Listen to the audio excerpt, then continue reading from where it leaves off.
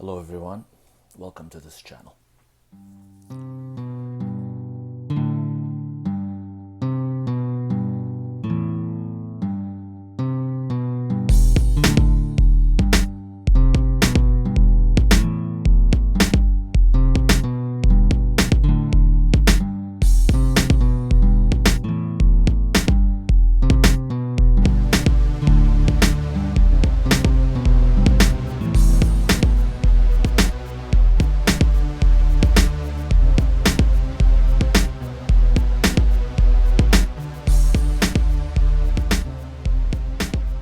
In the name of Allah, the most compassionate and the most merciful.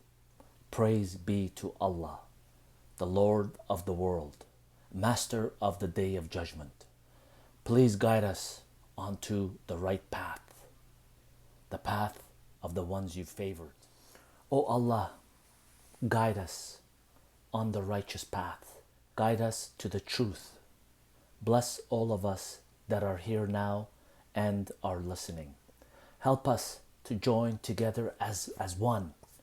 Let us all see the artificial barriers and be friends. Help one another.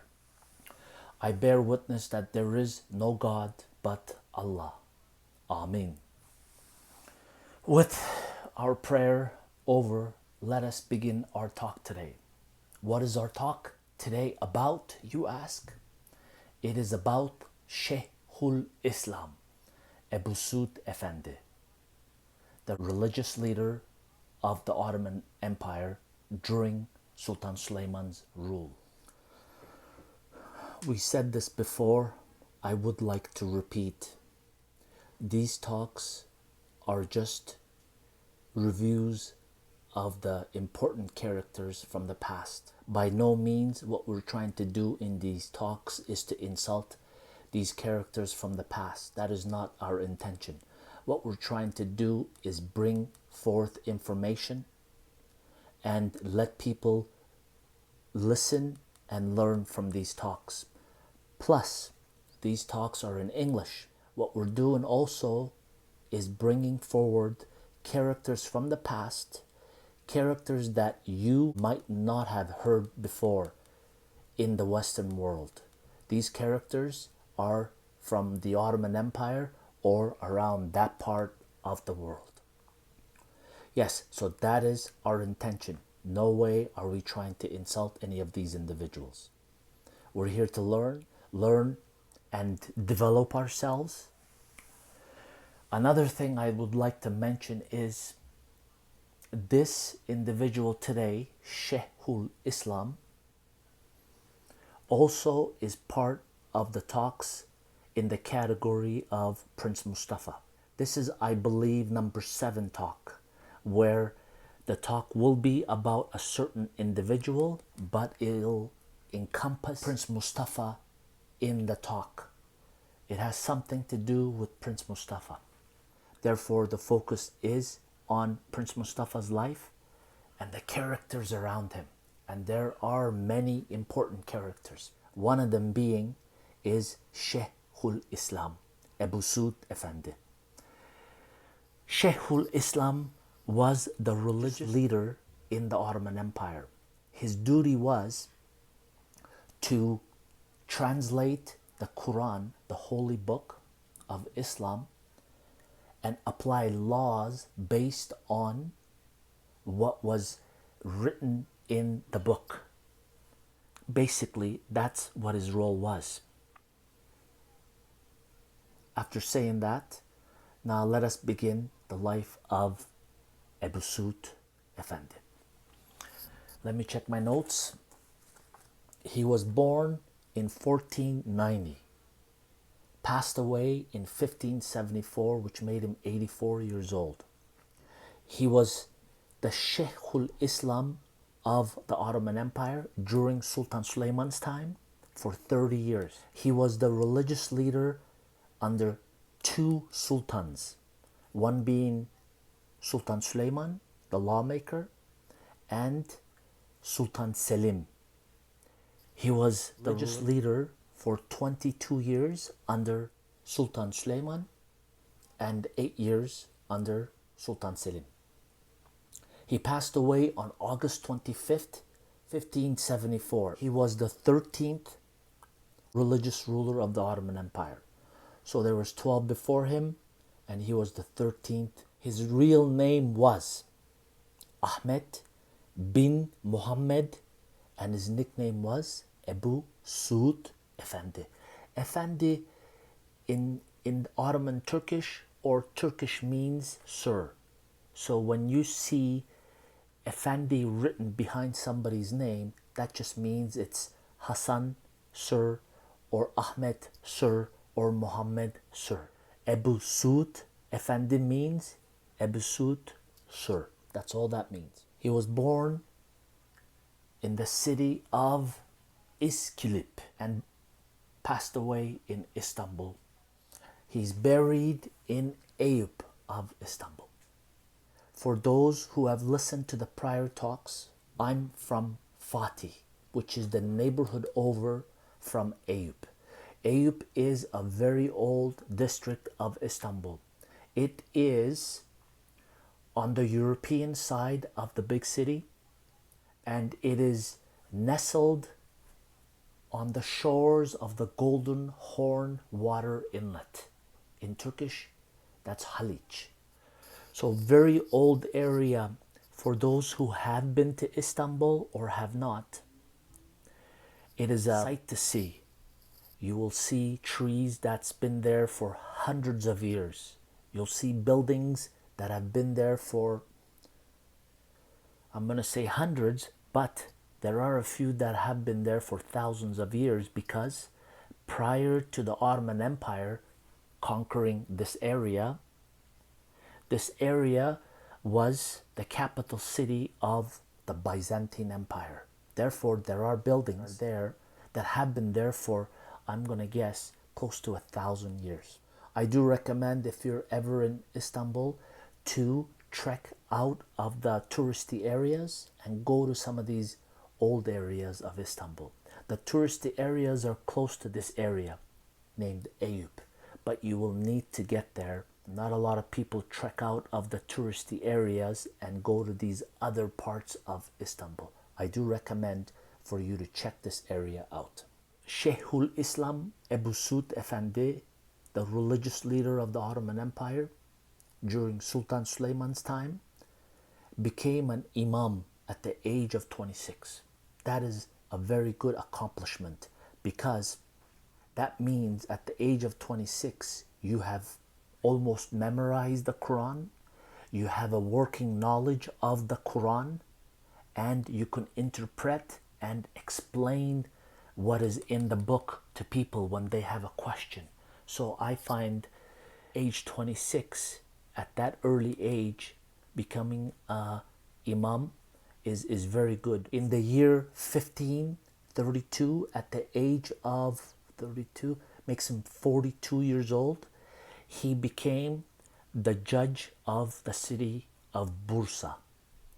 How it worked in the Ottoman Empire was each city had the top judge, meaning in Turkish that's called the kadı.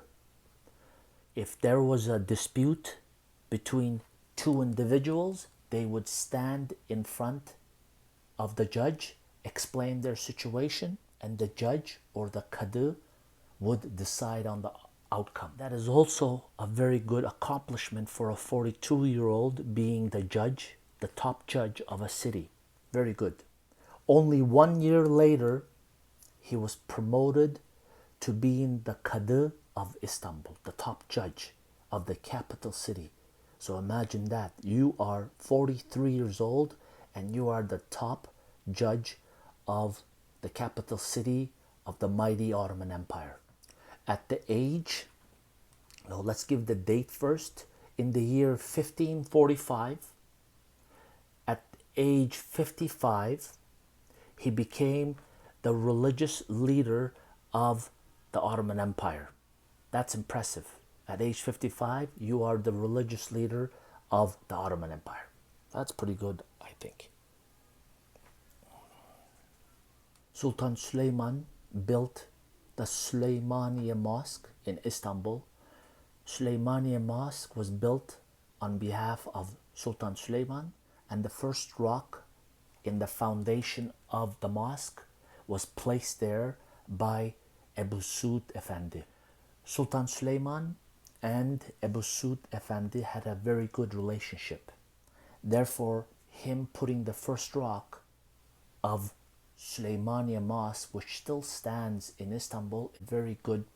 Sultan Suleiman would never make a decision without consulting first Ebussuud Efendi. If there was ever a decision to be made in regards to a certain action, he would first write to Ebussuud Efendi, and Ebussuud Efendi would make reference to the Quran, what actions are permissible in that particular event, and he would mail back his decision. And based on what is the proper action in the holy book, Sultan Suleiman would make that decision. An example of this, an example of Suleiman always referring to Ebussuud Efendi was one particular day when there was an ant home right next to a very big tree, a very old tree at the Topkapı Palace. Sultan Suleiman wanted to kill these ants to save this mighty, big, old tree. So what did he do? He wrote a letter to Ebussuud Efendi. Ebussuud Efendi replied back saying, if you kill the ants in this lifetime, they will come back in the afterlife. They will want revenge on you. Therefore, it's wise to not touch the ants. Leave them be. And that's exactly what Sultan Suleiman did. He would not touch the ants, kill the ants, and he let it be. Both the ants and the tree survived. That is just a simple example of what Sultan Suleiman did. Decision based on what Ebussuud Efendi, with his references to the Quran, he would make the decision based on that. That was a simple example. Ebussuud Efendi was the person that gave the decision for Sultan Suleiman to execute his eldest son, Prince Mustafa. So let's think about that for a sec. You are the Sultan of the Ottoman Empire. You hear whisperings of your son betraying you as in speaking with the enemy to make negotiations or deals to dethrone you. These are the talks that Sultan Suleiman heard about Prince Mustafa. And I would like to mention that these talks were all lies. There were people around Sultan Suleiman that wanted other individuals to become the next sultan. So they wanted to eliminate Prince Mustafa from the race to become the next sultan. Therefore, these lies were created and whispered into the ears of Sultan Suleiman. So far, so good, right? So we have a son who is betraying his sultan father, but it's all lies. Sultan Suleiman needs to make a decision. A, do I allow my son to continue living and talking with these enemies outside the borders of the Ottoman Empire? Or B, do I have him killed? Because as a sultan, if you see a threat to your throne, you execute them. It's always been like that. I know, thinking back today, it doesn't sound proper, but that's how it happened. That's how it worked in the Ottoman Empire days. Well, anyway, what did Sultan Suleiman do? Well, he would not make a decision without first consulting with the religious leader of the Ottoman Empire. He wrote a letter to Ebussuud Efendi. Ebussuud Efendi thought about this for 1 week. Only 1 week. Then he wrote a letter back to Sultan Suleiman, advising Sultan Suleiman of his decision. And in his decision, he said something along the lines of this. I'm going to try to summarize. My Sultan, you are the Sultan of this mighty empire. This mighty empire is the home of all these individuals. We need this mighty empire to stay on her feet. We can't have the mighty empire collapse or crumble or get weak. Therefore, if the mighty empire is being impacted by a certain person, example, Mustafa, and he wants to betray his father, Sultan Suleiman, then it is wajib. Wajib means it is acceptable to murder that son to save the throne and the empire. Because if you kill one person, it's better to kill that one person than to have the empire collapse and have so many people suffer in the process. Therefore, if you eliminate one person, is better than having 1,000,000 or more individuals suffer in the fight of two sultans, or a sultan and a son, and so and so. Okay, so that was the decision by Ebussuud Efendi. He gave the decision to Sultan Suleiman that it was okay to execute Prince Mustafa. What happened? What happened? Well, in the year 1553, Prince Mustafa was called into the tent of Sultan Suleiman. Why the tent and not the Topkapı Palace? It was because the army was getting ready for a war against the Safavid Empire. The Ottoman army was camped on the outskirts of Konya. That's the city of Konya. And Sultan Suleiman called Prince Mustafa into his tent, and there in the tent, Prince Mustafa was strangled, just like that.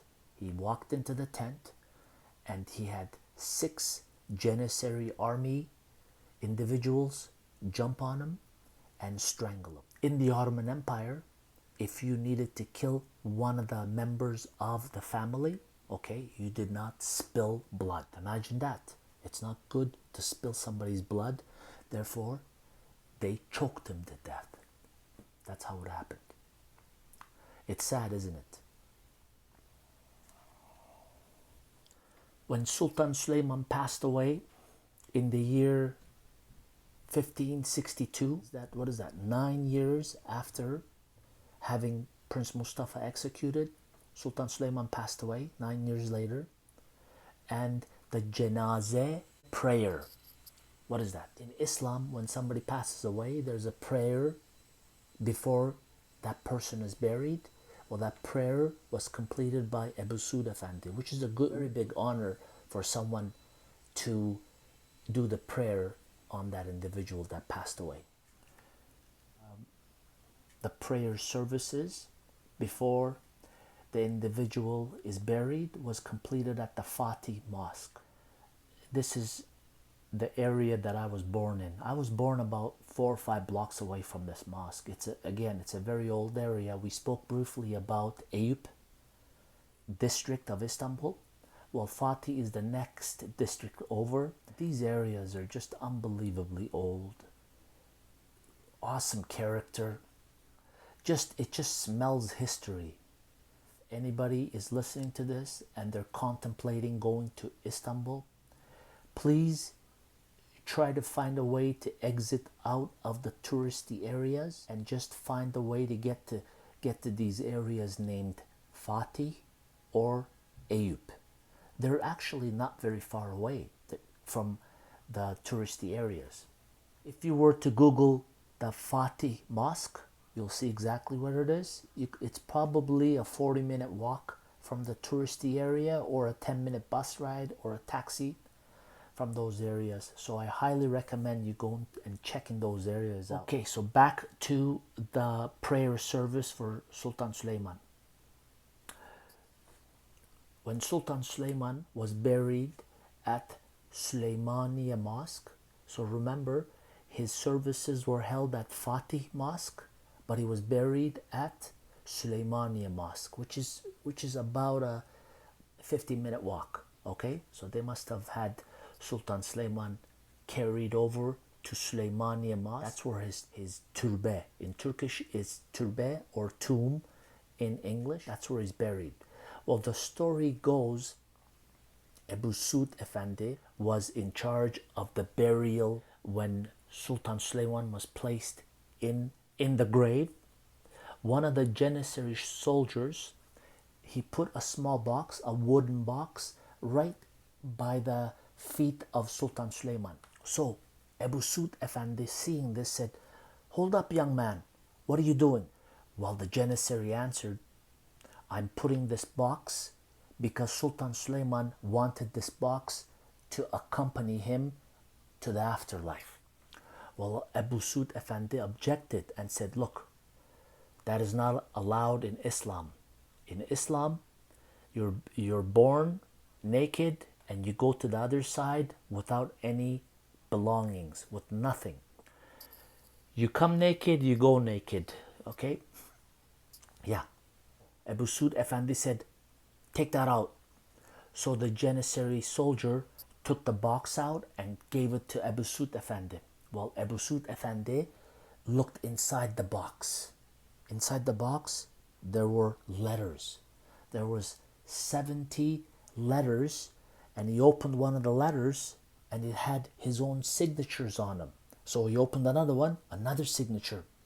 All the letters had his signatures on them, and these letters were the decisions made by Ebussuud Efendi and given to Sultan Suleiman to decide on a decision. As we spoke, we gave an example about the ants.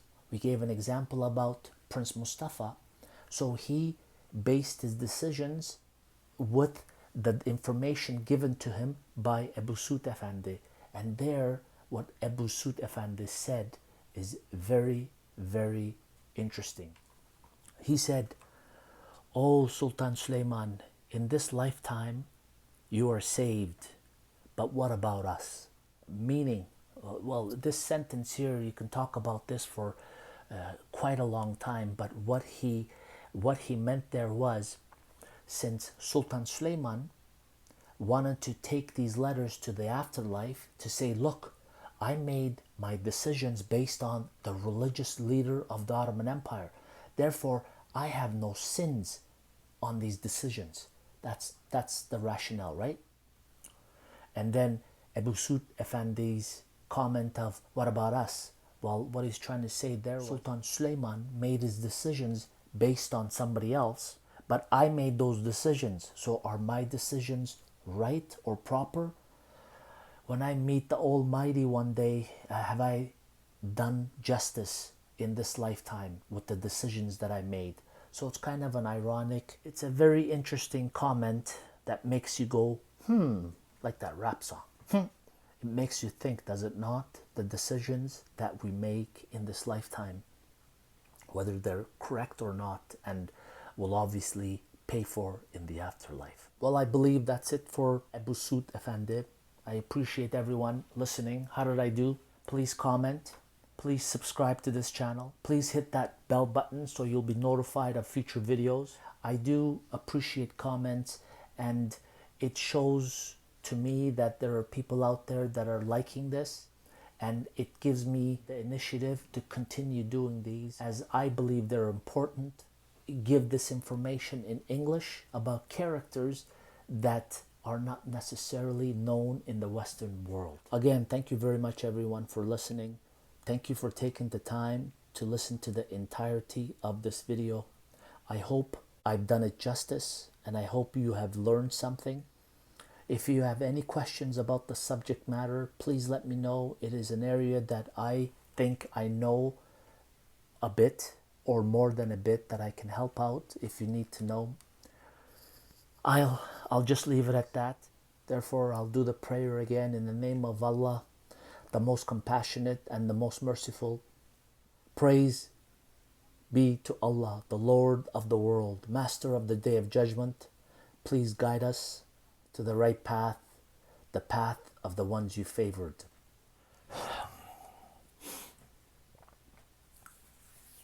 I bear witness that there is no God but Allah.